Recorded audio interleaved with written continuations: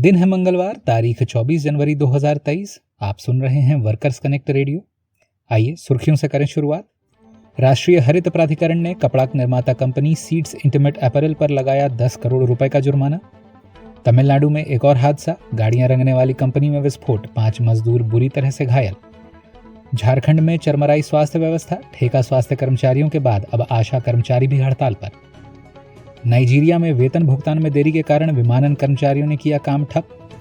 और पुर्तगाल में मजदूरी में बढ़ोतरी की मांग कर रहे शिक्षकों की हड़ताल हुई तेज। अब खबरें तफसील से।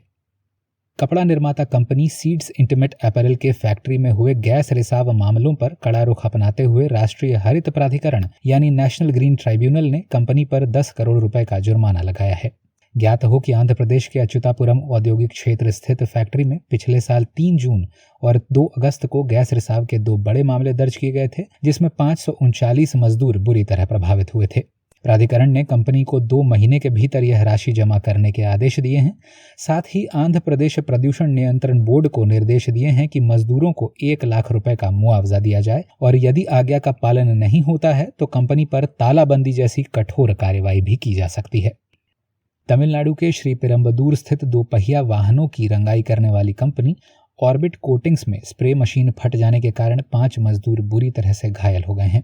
इनमें से 3 मदन कुमार उम्र 26 वर्ष, सेनाधिपति उम्र 36 वर्ष और 19 वर्षीय सुभाष का शरीर 70% से अधिक जल जाने के कारण इनकी हालत नाजुक बनी हुई है।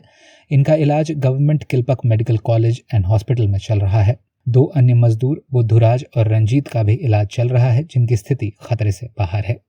झारखंड में परमानेंट नौकरी की मांग को लेकर हड़ताल पर चल रहे ठेका स्वास्थ्य कर्मियों को लगभग 42,000 आशा कर्मचारियों का साथ मिल गया है, जो मांग कर रही हैं कि सरकार आशा कर्मचारियों का एक मानक वेतन तय करे जो 18,000 रुपए प्रति माह से कम ना हो। वर्तमान में सामुदायिक स्वास्थ्य के लिए जिम्मेदार आशा कर्मचारियों को महज 2,000 रुपए प्रति माह मिलते हैं।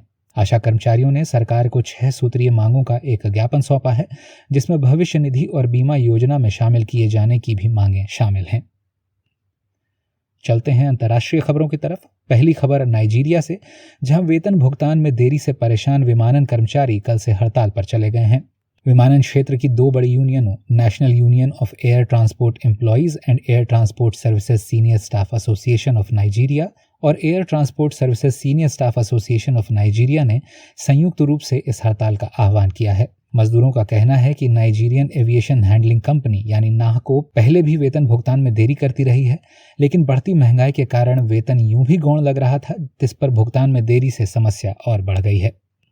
उधर पुर्तगाल में हड़ताली शिक्षकों को काम पर वापस लौटने के आदेश देने के बाद से हड़ताल और तेज हो गई है। बताते चलें कि 8 यूनियनों ने 14 जनवरी से 18 दिनों की संयुक्त हड़ताल का आगाज किया है और मुल्क में जगह जगह शिक्षकों के प्रदर्शन जारी हैं।